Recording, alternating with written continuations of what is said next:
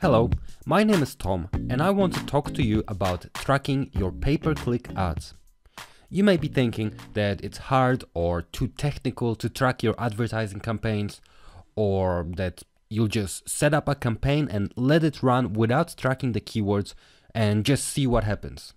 Well, let me tell you from my own experience. I tried that and it didn't work.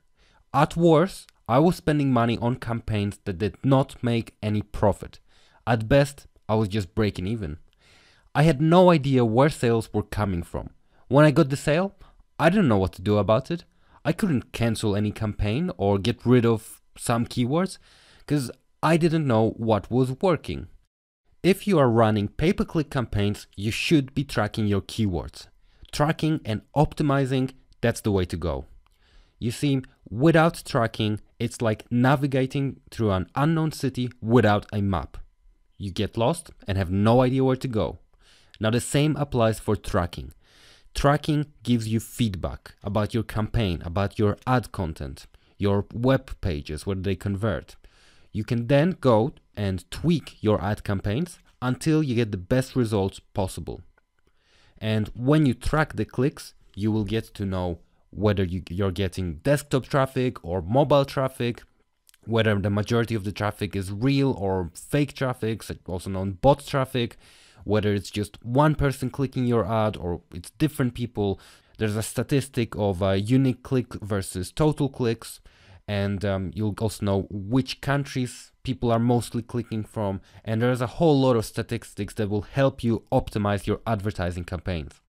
The cost per click of pay-per-click networks just keeps getting higher, and you need to know what works and then eliminate what doesn't work. So you need to track your keywords always when you're running a pay-per-click campaign. And what you're about to learn in this video tutorial is an easy way to track your pay-per-click ads. And this involves tracking the keywords that a person types into Google or into Bing just prior to clicking on your ad. And this technique that I'm about to show you, it will apply to Google and to Bing, but once you get the hang of it and you know the theory behind it and why it works, you'll be able to apply it to any type of online advertising method. I'm going to be using a tracking software to show you how easy it is to create tracking links and change them so that you can also track the keywords that a person types into Google or Bing. The software I'll be using, it's called ClickMagick. Now it's a great solution for tracking clicks and landing page opt-ins. It's great because it's really easy to set up and you don't waste time adding codes to web pages, so you don't have to be a tech genius or a programmer to make it work. So let's go to the dashboard and start by setting up a tracking link. So this is the main dashboard of ClickMagick in my account. We've just got a quick stats at a glance, so basic overview of my campaigns. Now, before we create a link, here I've just created a sample landing page. So we're going to be creating a link to this website, and this is the URL. So to create a link, we just click on links. Now don't get overwhelmed by this table. When I first logged in, I thought this may be way too complicated. But the thing is, you just have to see this table a couple of times, examine it, and suddenly in your mind some switch will turn and you'll know exactly what it is. Plus, it's very, very easy. If you just hover over each column, then you'll know what each column is. So this is total clicks, unique clicks, filtered clicks. This is actions. But for the purpose of this tutorial, all that is required is just total clicks, unique clicks, filtered clicks, and actions. Let's go create our link. So link groups. Now we can organize our links according to groups. So for instance, according to Google campaigns, Bing campaigns, or according to offers that we are promoting. And it's very easy to form different link groups. You just go to Tools and Group Manager. For now, I'll just leave it as is. Now the link name. So this is basically what we will call our link, and it will display over here in the link name column. So I'm just going to call it pay-per-click sample. Tracking link. If you buy ClickMagic, you will get a tracking link that looks something like this. This is just the default ClickMagic traffic link. And you do not want to use this as your tracking link. You will have to register a custom domain. And this is very, very easy because all you do is you go to Namecheap and register some type of domain for 89 or 99 cents. It doesn't have to be a .com domain or a .net domain. Anything like .online or anything weird is fine, as long as it makes sense, because the main function of this domain is just to redirect to your primary URL, to your main page. So buy a custom domain for 99 cents and set it up here.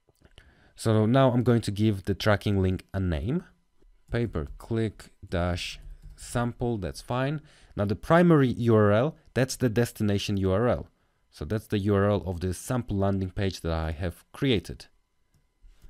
Let's paste that, okay. Cloak link. I just set this as no and I continue, but just for your information, link cloaking is essentially hiding your destination URL. So whenever somebody clicks this link, he'll be redirected to the primary URL, but the primary URL will not be visible. They'll just see the tracking link. So it's just a way if you want to hide your URL, hide the fact that, I don't know, maybe you're promoting an affiliate offer, then you can cloak your link. But I'm not doing that, so I'll just leave it as is. And then I click create link. And here we've got our tracking link. So this is the URL that we will use on our pay-per-click campaigns. But before we use it in Bing or Google, we have to change one little thing. So let's just copy it across into a notepad. So here's our link. Now we have to add a sub ID to the end of this link.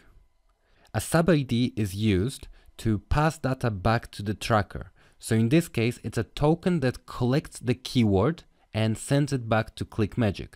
So whenever a person clicks a link in Google or in Bing, the keyword is sent back to ClickMagic, and then you can check which keywords resulted in which clicks. The tokens are a little bit different for Bing ads and for Google ads. So let's first add the token to Bing ads. The token is called query string. This will give you the exact words that a person types into Bing before clicking your link. So we have to add it to the end of our tracking link. So I'll just copy it, and remember it's /paste. And this is the destination URL that you would use for your Bing ads campaign. For Google, it's a little bit different. For Google, the token is keyword, all lowercase. So if we were setting up a Google pay-per-click campaign, this would be the destination URL. I hope that you have found this tutorial helpful. If you did, please leave a like below this video. And just one final word about ClickMagic. It's surprisingly affordable. I have seen some tracking solutions that charge $100 per month, every month, as long as you use it. But with ClickMagic, the yearly price costs more or less the same as the monthly price elsewhere. And I've seen a lot of people switch to ClickMagic for that very reason, because it's affordable and it's simple and quick to get it up and running. And if you would like to start using ClickMagic, then there's a link below this video. And also, keep your eyes open, as in my next video I'll show you how to track landing page opt-ins.